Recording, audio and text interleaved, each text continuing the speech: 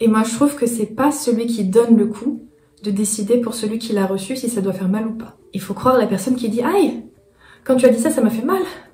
Et je trouve que c'est très réparateur de venir en toute humilité devant la personne et de lui dire « Ah bon, mais quand j'ai dit ça, ça t'a fait mal? Mais comment ça? Parce que moi, c'était pas mon intention. Oh, je suis hyper désolée.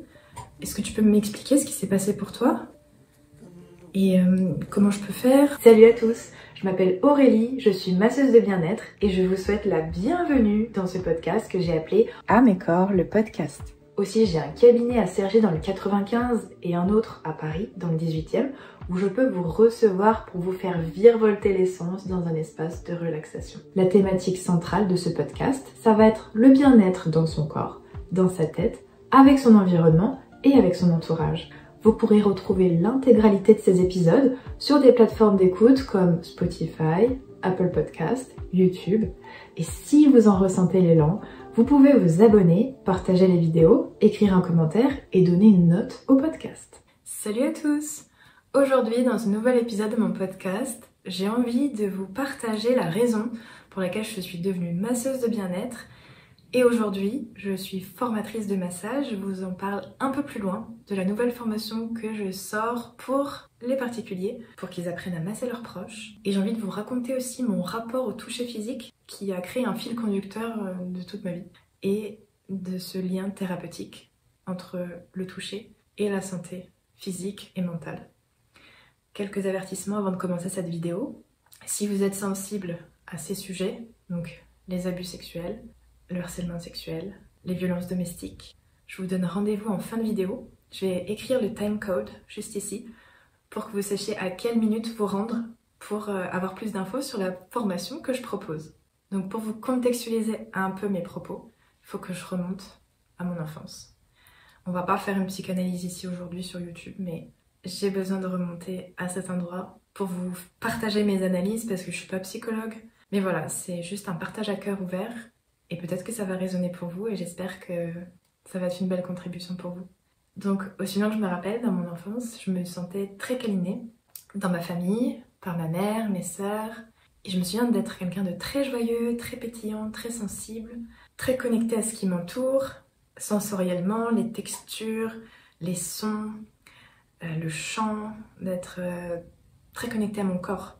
Et en fait, ce qui s'est passé, c'est que j'ai appris à développer une peur et une très forte ambivalence au contact physique parce que mes parents ont fait le choix d'adopter une éducation très punitive en termes de violence émotionnelle, violence physique, parce qu'ils pensaient bien faire. C'est ce qu'ils ont reçu, c'est ce qu'ils ont transmis. Voilà, tant qu'on ne casse pas la boucle, les générations se transmettent énormément de violence. Et aujourd'hui, moi j'ai décidé de stopper la boucle de la violence. Et j'ai fait tout un chemin thérapeutique, mais voilà, c'est là que je me rends compte que ça a commencé. C'est dans cette façon que j'ai eu d'interpréter les signaux par rapport à l'affection mélangée à l'amour et à la douleur. J'ai vu à quel point ça a impacté mes relations interpersonnelles et professionnelles et intimes par la suite, notamment parce que je n'avais pas l'espace de verbaliser mon non. Voilà, de dire non, je ne suis pas d'accord avec ça. Non, je ne veux pas faire ça. Et comme j'ai pas eu l'espace d'exprimer ça en toute sécurité, quand je dis en toute sécurité, c'est que en face, j'obtiens une réponse positive qui me dit « Ah, tu veux pas? Il n'y a pas de souci, on n'y va pas. » J'ai pas eu la chance d'avoir ça. À la place, j'avais de la violence, des coups, des hurlements, une situation très stressante qui me laissait comprendre qu'il fallait subir, où il fallait accepter par la force et que le non n'est pas une option valable.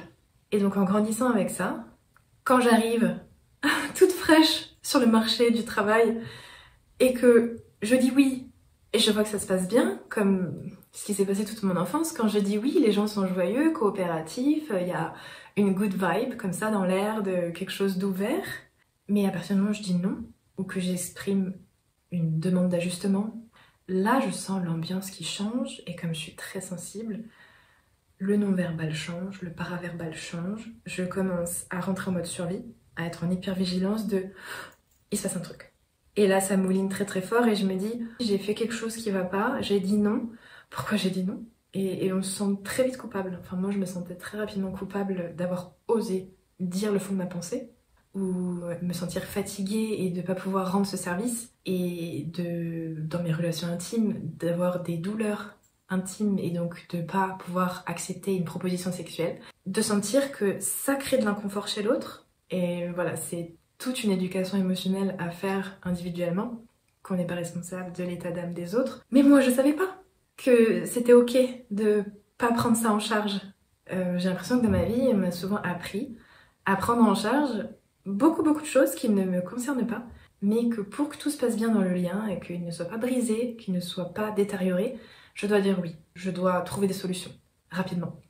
Je dois être une personne facile à vivre, discrète, et je dois être la meuf cool qui s'habille d'une certaine façon, qui répond d'une certaine façon, voilà, people pleaser. Pour ceux qui savent ce que ça veut dire, le fait d'être dans une suradaptation en permanence pour pas être rejeté, comme si dévoiler sa vérité, dévoiler sa sensibilité, se rendre vulnérable était dangereux parce que l'autre va retourner cette vulnérabilité contre nous et va toujours négocier nos limites comme si elles n'étaient pas légitimes. Et donc, moi, ayant grandi dans un contexte comme ça, j'arrive comme ça dans le milieu professionnel et dans certaines amitiés ou certaines relations amoureuses, je me suis fait laminer émotionnellement parce que j'étais pas outillée. J'avais zéro ressource, zéro compétence de communication sur qu'est-ce que je ressens vraiment. J'avais que ce camouflage, ce masque social de « tout va bien, je n'ai pas mal, je ne ressens rien, ça glisse sur moi ». C'est ce que je montre alors que c'est pas du tout ce que je ressens. Parce que j'ai pas eu l'espace d'exprimer ça et que la personne l'accueille généreusement et me demande d'exprimer jusqu'au bout ce que j'ai sur le cœur. Non, au lieu de ça, c'était beaucoup de représailles horribles. Ce que j'appelle représailles, c'est des stratégies que les gens utilisent de manière consciente ou inconsciente pour obtenir une réponse favorable à ce qu'ils demandent. Et donc, on peut voir ça comme de la manipulation. Et pour moi, ce que j'ai repéré comme stratégie de manipulation, c'était le silence punitif. Voilà, la personne se rétracte émotionnellement et on ne sait pas ce qui s'est passé. Donc ça peut être très stressant, ça peut mettre beaucoup de confusion et beaucoup d'incertitude dans le lien, ça insécurise tout l'environnement relationnel.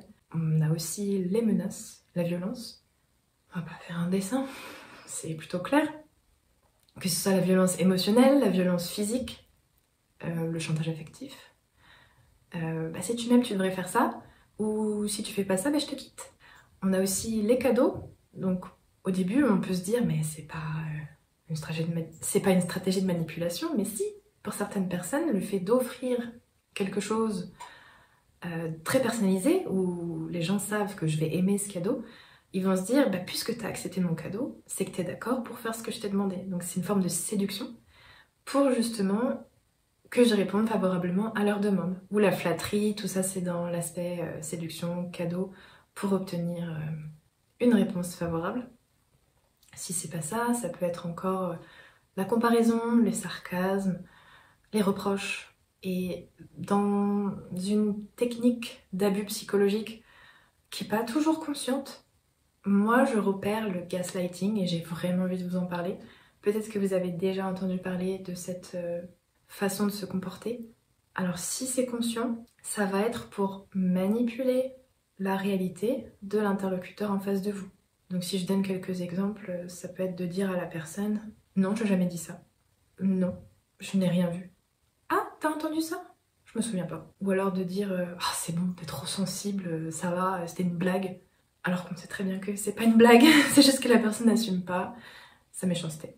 Ensuite, il peut y avoir juste le fait d'expliquer à la personne c'est pas comme ça qu'on ressent, ou c'est pas comme ça qu'il faudrait réagir, ou enfin voilà, tout ce qui est autour des sens et de la réalité de la personne, qu'on invalide, qu'on rejette, et on la fait douter volontairement pour qu'elle se range du côté de la personne qui fait douter. Et donc, moi, le fait d'être souvent confrontée à des personnes qui nient ma réalité, ou qui me font comprendre que je suis trop ceci ou pas assez cela, c'est difficile de se construire une confiance en soi, une estime de soi correcte. Et donc on a cette envie, enfin moi j'ai cette envie toujours de chercher la reconnaissance, la validation, de la valeur à travers le regard de l'autre ou des autres.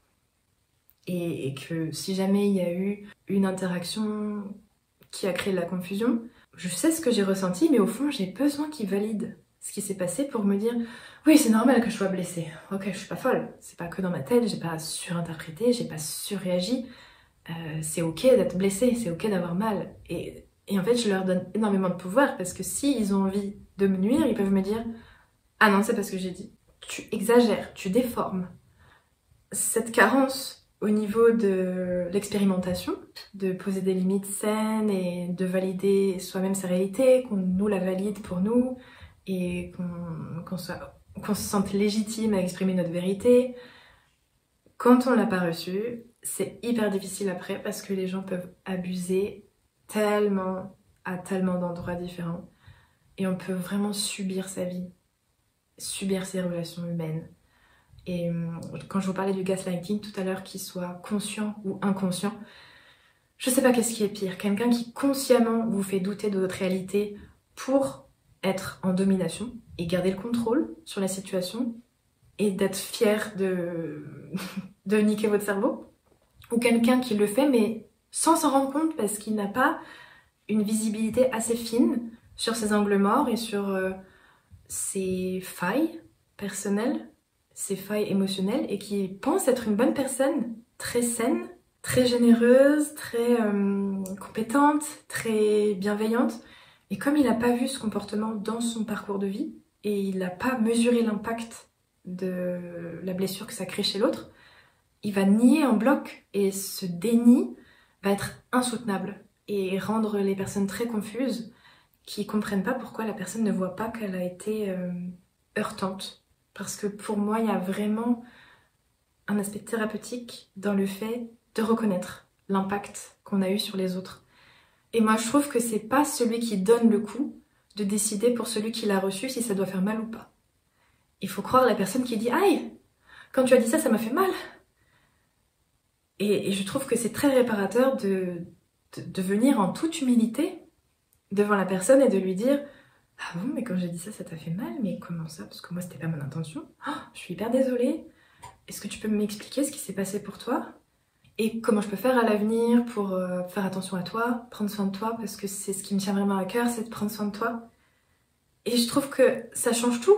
Quelqu'un qui a une attitude ouverte, vulnérable et encore une fois humble, plutôt que quelqu'un de très orgueilleux qui va dire « Non mais c'est n'importe quoi, j'ai rien fait, toujours en train d'exagérer, faire sa diva, la meuf est complètement niquée de la tête à imaginer le mal partout. » Et donc ça c'est une attitude orgueilleuse, condescendante et irresponsable. Et je trouve que ce qui nuit aux relations humaines, c'est pas forcément les grosses choses, mais c'est ce genre de petits comportements accumulés au quotidien qui brisent la confiance, qui brisent la sécurité dans le lien, et ça crée un terrain fertile à l'anxiété, et ça nuit vraiment à la pérennité du lien. Et au final, on ne peut pas obtenir quelque chose de réparateur dans ce type d'interaction. Et donc pour revenir au toucher physique, pour moi, heureusement, j'ai pas... Ah, j'allais dire ça, mais si en fait. Merde. Bon, je vais vous en parler pour aller jusqu'au bout du truc. C'est que j'allais dire, heureusement pour moi, dans mes relations professionnelles, j'ai pas eu de problème en rapport avec le toucher physique. Mais si, parce qu'il y avait du harcèlement sexuel.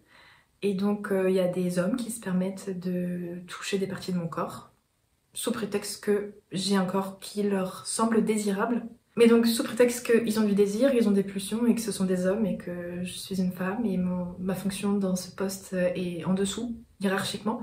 Donc c'est ok de prendre le pouvoir et de mal se comporter et d'être un agresseur, quoi.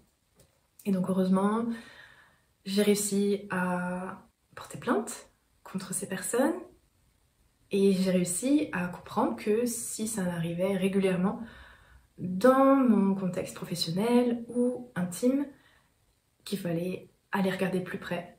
Qu'est-ce qui s'est passé et qu'est-ce que je pourrais améliorer pour que ces comportements ne réapparaissent plus. Donc, aller en thérapie. Voilà, clairement. Apprendre beaucoup de certains schémas, certaines dynamiques. Et pour parler plus de la sphère intime, ce que j'ai découvert au début, la première fois que je suis tombée amoureuse, c'est que c'est formidable d'avoir une belle complicité sexuelle avec son partenaire. C'est très rassurant d'être dans les bras d'une personne qui est très douce, très à l'écoute. Et en même temps, si cette personne ressent de la frustration, sexuelle notamment, parce que à ce moment-là je suis pas disponible moi pour lui proposer une réponse favorable à sa demande, que cette personne se transforme en shétane, voilà, et que d'une personne sensible, une personne respectueuse, soigneuse, généreuse et douce, elle se transforme en une personne oppressante, culpabilisante, qui se victimise, qui fait du chantage affectif, qui crie, qui utilise tout un tas de stratégies pour obtenir du sexe, mais de manière très agressive. Et c'est de là que j'ai commencé à me sentir vraiment sidérée et de vivre certaines agressions dans un cadre intime et de vivre certaines situations de vie qui m'ont porté vraiment de lourds préjudices sur la confiance que j'ai dans l'humanité, dans les gens et le rapport au toucher physique. Et encore une fois, ce qui intervient à cet endroit, c'est la capacité de verbaliser un non et au bon moment et de le replacer autant de fois que nécessaire. Si c'est non, c'est toujours non et c'est toujours non, et de partir de la relation si jamais la personne n'entend pas. Mais quand on a des blessures d'abandon ou de rejet, ça crée une dynamique où c'est pas si facile que ça de dire « Ah, tu sais quoi, je mérite mieux, je me casse, t'es vraiment un tocard ». C'est idéalement, tu vois, l'assertivité, la souveraineté, tout ce qui est autour du pouvoir intérieur, la confiance en soi, l'estime de soi, de dire à quelqu'un je mérite mieux et j'ai pas envie d'être maltraitée dans cette relation plus longtemps, ça suffit, c'est stop, c'est fini. C'est pas si facile que ça quand on a ce genre de blessure et qu'on pense qu'on n'est pas légitime d'avoir mal ou qu'on n'est pas légitime d'expliquer en quoi on souffre de ces interactions qui se passent mal et de cette pression qu'on ressent et du fait qu'on pense pas mériter mieux et qu'on n'est pas digne d'amour et que, enfin, tout un tas de dynamiques qui se créent avec le manque d'estime de soi, le manque de confiance en soi, le manque de compétences relationnelles, d'intelligence relationnelle, de communication bienveillante. Quand il y a des lacunes à cet endroit-là, c'est chaotique. Les relations amoureuses deviennent chaotiques. Ça devient vraiment un terreau pour la bouillie émotionnelle, comme disait une thérapeute que j'adore qui s'appelle Florentine Dolnoy-Wang. La bouillie relationnelle créée par l'absence de conscience de l'impact qu'on a sur les autres. C'est comme s'il y avait une croyance communément admise. Je vais enfoncer des portes ouvertes en disant ça, mais comme si l'homme considère que la femme est à sa disposition et que parce que c'est une relation amoureuse, il doit y avoir du sexe dedans. C'est ça qui distingue une relation amoureuse d'une relation amicale. Alors que toutes les configurations sont possibles dans la vie. Mais voilà, il y a ce truc très ancré que tu es ma stratégie numéro 1 pour obtenir de l'affection et du sexe, donc tu vas me donner ce que je te demande. Sinon, et là on repart dans toutes les stratégies de manipulation dont j'ai parlé juste avant, et ça crée une dynamique de merde où on se sent plus libre d'être soi-même, on se sent oppressé, on se sent rétréci dans notre pouvoir intérieur, on se sent abusé, on se sent en chute libre au niveau psychique, on peut facilement vivre des états dépressifs ou avoir des douleurs chroniques latentes qui se développent au fur et à mesure du temps, avoir des maladies auto-immunes, avoir des conséquences, des réactions en chaîne au niveau physiologique, au niveau mental, au niveau de la sécurité intérieure qu'on a. On perd le sentiment de paix. On sait plus ce que c'est d'être en paix avec soi-même, dans sa tête. Moi, j'ai vraiment ressenti ça, que je savais plus à quoi ça ressemblait d'être en sécurité, de me sentir bien, d'avoir quelqu'un en face qui était prévisible et que ça allait pas faire des montagnes russes comme ça, je t'aime plus, si tu me donnes pas ce que je te demande, je te quitte. Et ce truc hyper stressant de non, attends, qu'est-ce qu'on peut faire, on va trouver une solution, et d'être en hyper vigilance tout le temps, d'avoir peur de se retrouver seul, désemparé, de sombrer dans un vortex qui nous crée du vide intérieur, du vide cosmique, et d'avoir peur de passer à côté de sa vie, de se dire si j'ai pas réussi à créer une belle relation amoureuse, et ben ça veut dire que je suis pas digne d'être aimée, et ça veut dire que j'ai raté ma vie. Enfin, je sais pas qu'est-ce qu'on peut se raconter. Surtout si on a ce fort désir de faire famille et de construire une belle vie avec l'élu de son cœur, et d'aspirer à la sérénité, au bonheur, à une tendresse constante, qualitative, et de sentir que notre corps, on est capable d'ouvrir l'accès ou de le refermer en fonction de notre état émotionnel, que c'est ok en fait d'être plus à l'intérieur de soi que de vouloir se connecter à tout prix à l'autre pour ne pas le décevoir ou pas le blesser. Et c'est ok de s'écouter. Donc moi, ce qui m'a aidée dans mon parcours, c'est notamment tout ce qui va être yoga, méditation, breathwork, puisque je suis aussi instructrice de breathwork. Et si vous savez pas ce que c'est, je vous renvoie vers l'épisode où j'en parle. Je vais l'afficher quelque part, je sais pas où, mais vous pourrez en apprendre un peu plus sur cette pratique. Et le tantra, j'en ai parlé aussi. Je vais vous renvoyer vers un autre épisode où j'en parle, qui m'a appris à écouter mon corps, à décrypter les messages, à décoder les informations qui me permettent de savoir si c'est un oui, vraiment. Est-ce que c'est léger à l'intérieur? Est-ce que ça pétille? Est-ce que c'est enthousiaste? Ou est-ce que c'est un non? Est-ce que je me sens crispée? Est-ce que j'ai du mal à respirer? Est-ce que c'est lourd? Est-ce que je sens une contrainte? Est-ce que ça résiste? Ou est-ce que j'ai simplement besoin d'une pause à un moment donné? Et le fait d'avoir subi certains traumas sexuels, certaines agressions, crée que le corps, lui, a adopté un chemin neuronal précis où quand c'est trop intense, quand ça fait trop peur, il coupe tout. Il éteint toute la machine, il appuie sur veille, et on est figé. On est figé, on est en état de sidération. Et la personne, elle, si elle ne sait pas lire cet état de sidération, elle peut nous faire beaucoup de mal sans savoir. Et si nous, on ne sait pas comment communiquer ni sentir qu'on est en état de sidération, on peut se faire énormément de mal. On peut s'auto-abuser énormément. Et en fait, dans mon parcours, pour comprendre ce que je ressens, le nommer, le verbaliser, l'indiquer aux autres, j'ai compris à quel moment mon corps reçoit trop d'informations sensorielles qui me créent une forme de fatigue, un ralentissement, et que ça commence à se dissocier. Et que là, il faut que j'informe mon partenaire ou que j'informe la personne qui me cause un survoltage, que j'ai besoin d'une pause. Et que c'est trop. Je sais plus gérer, je n'ai plus les ressources. Et j'ai besoin d'une pause, j'ai besoin de réatterrir dans mon corps. Et ça, j'ai appris à le faire et j'ai appris à décoder quand il y a un trop-plein, que ce soit un trop-plein négatif, où je sais que si quelqu'un me hurle dessus, je me dissocie. Et je suis plus capable de répliquer, de riposter, de dire stop, je suis plus capable de rien. Ça me fait partir en dissociation. Ou si c'est super agréable et que c'est des caresses super agréables, même pendant un massage à 4 mains et 8 mains, j'ai fait des expériences incroyables autour du toucher pour réparer, pour ressentir. Ben même là, comme il y a énormément d'informations sensorielles, pareil, je peux ressentir un trop-plein et un surmenage sensoriel, physiologique, émotionnel.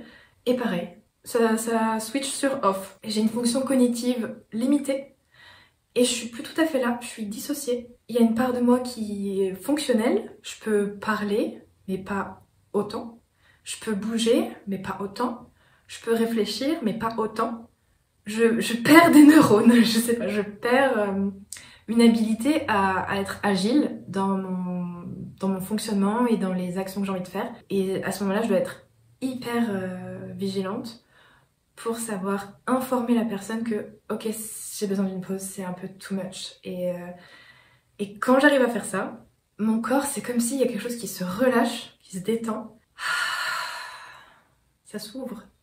Et c'est comme s'il me disait merci quelque part, merci de m'avoir entendu, merci de m'avoir apporté ce dont j'avais besoin.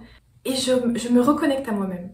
Tandis que la dissociation, c'est le fait de se déconnecter. Et en fait, j'arrive à pirater la fonction que mon corps a trouvée pour survivre. J'arrive à réassocier mon système sans qu'il ait besoin de se dissocier.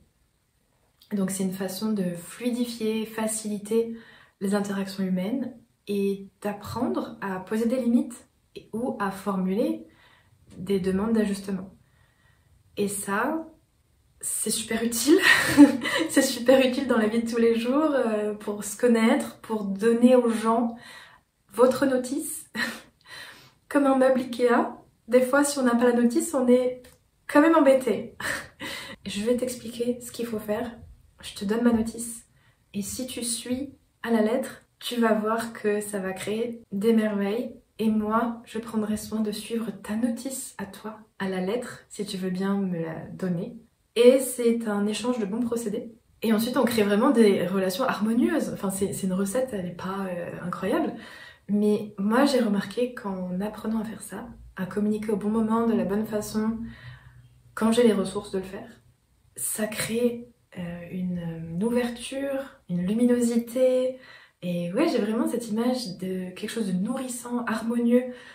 Alors qu'avant, sans tout ça, j'ai l'impression que mes relations humaines, elles étaient éclatées, stressantes, dangereuses et angoissantes. Et ça change tout. Et aujourd'hui, j'arrive à mieux repérer quand une personne est une belle contribution pour moi ou pas. Et le fait d'avoir travaillé sur certaines blessures d'attachement, notamment sur la blessure d'abandon ou de rejet, j'ai pas fini le taf, mais voilà, j'y arrive un peu mieux, à savoir quand il faut partir ou quand il faut se battre, choisir les bons combats, quoi. Ça me facilite la vie, je gagne beaucoup d'énergie, je perds beaucoup moins de temps, parce que je leur explique tout simplement que ce comportement qu'ils ont eu avec moi, c'est pas ok. J'en ai parlé plusieurs fois, ça bouge pas. J'ai pas l'énergie de faire plus, je suis pas là pour te sauver, je suis pas là pour t'éduquer, je suis pas ta mère, je suis pas ta coach, je suis pas ton infirmière, ta psy, ta je sais pas quoi. J'ai pas l'énergie. Et j'ai envie de choisir des relations qui me nourrissent profondément, qui me soutiennent, qui m'apportent de l'énergie positive. Voilà. Mais si aujourd'hui ils doivent partir, j'ai le cœur lourd évidemment, mais c'est pas aux dépens de ma santé mentale, de ma santé physique, et je sais le faire. Et je sais communiquer. Et ils savent pourquoi. Et ils peuvent éventuellement montrer de la gratitude ou pas. Mais j'ai l'impression que c'est une meilleure contribution pour tout le monde de se respecter là-dessus. Et je leur envoie beaucoup d'amour. Toutes ces personnes qui ont traversé ma vie, qui ont permis que je comprenne tout ça sur moi, même s'il y a parfois des choses très souffrantes, très douloureuses, dont je me serais bien passée. Et aujourd'hui, ce que je recherche dans ma vie, c'est vraiment de la paix, du soutien, de la joie, de la présence, de la connexion, de la bienveillance, de la gentillesse et d'amour, de soins, de générosité, de réciprocité, de respect. Et donc c'est tout ça, moi, que j'apprends à offrir aux autres, à m'offrir à moi-même. Et ce qui n'est pas en cohérence avec ça, j'apprends à lâcher prise et à remercier, mais à licencier. Voilà. Et c'est ce que je vous invite à faire aussi dans votre vie. Si ça résonne pour vous, cette partie-là, si vous voyez que le contact physique que vous ressentez dans votre vie, regardez à quel endroit vous en recevez. Est-ce que c'est une accolade reçue par vos amis quand vous leur dites bonjour ou au revoir? Est-ce que c'est avec votre conjoint ou conjointe, la façon dont il vous traite affectueusement? Est-ce que c'est bien traitant ou négligent?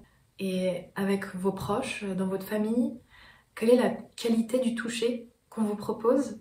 Est-ce que vous vous sentez en carence ou est-ce que vous vous sentez nourri? Et est-ce que c'est une nourriture positive ou est-ce que c'est un élément dans votre vie qui vous apporte beaucoup de stress, beaucoup de peur, beaucoup d'angoisse? Essayez de repérer la qualité du toucher que votre entourage vous propose pour voir si c'est aligné avec ce qui vous fait vraiment du bien. Et donc dans ce chemin personnel que j'ai fait pour moi-même, pour prendre soin de moi et ne plus attendre que ça vienne que de l'extérieur. Mais quand ça vient de l'extérieur, je sais l'accueillir et j'adore qu'on me masse. J'adore masser les autres aussi. Pour moi, c'est énormément de soins qu'on me donne. Je sais écouter quand on me dit « Aïe, ça fait mal, est-ce que tu veux bien relâcher un peu la pression ou augmenter la pression ?» Je sais le faire sans culpabiliser la personne pour dire non mais attends, je fais ce que je veux, c'est mon massage que je te fais, donc t'as pas à me dire comment faire. Enfin, ça paraît très absurde dit comme ça. Pour moi, j'avais envie que cette formation soit hybride parce qu'il y a une partie théorique que vous ferez à votre rythme et une partie en présentiel. Ce sera une journée de 8 heures. Je mets une adresse à Cergy à disposition et une adresse à Paris, dans le 15e. Et donc là, ce sera à visée corrective. Donc ce sera à vous, bien sûr, d'être autonome dans votre apprentissage avec toutes les vidéos pour maîtriser le protocole au mieux, de vous entraîner sur vos proches 10 à 15 heures et de commencer à comprendre la structure pour que le jour que vous choisissez de venir en présentiel, on fasse simplement des corrections, beaucoup d'expérience.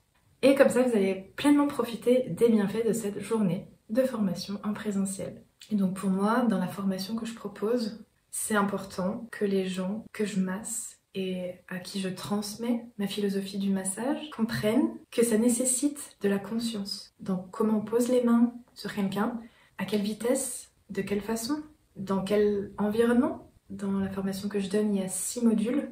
Donc le premier, c'est pour donner les bases avec les mouvements, les manœuvres, comment ça s'appelle, le vocabulaire et au niveau hormonal, au niveau des contre-indications, on va faire un focus sur tout ça pour contextualiser un petit peu ce qui se passe autour du massage. Ensuite, dans le module 2, on va parler de ce qui va être autour de l'état d'esprit du masseur ou de la masseuse. Donc justement, être dans cette qualité de présence, d'écoute, de créer un environnement propice au massage, de faire attention à la température, à la luminosité. C'est je suis en présence avec toi, nous vivons ensemble un moment de qualité qui répare et où tu n'as pas à me rendre l'ascenseur, juste tu reçois. C'est pour toi. Et je vais rien te demander en échange. Juste, c'est une façon de t'aimer. Je t'envoie de l'amour. Il y a un des langages de l'amour, c'est le toucher physique et donc reçois mon amour. Mais t'as rien d'autre à faire que juste savourer. Et ça rend les relations humaines beaucoup plus complices et beaucoup plus profondes. C'est mon point de vue, c'est ma façon de faire.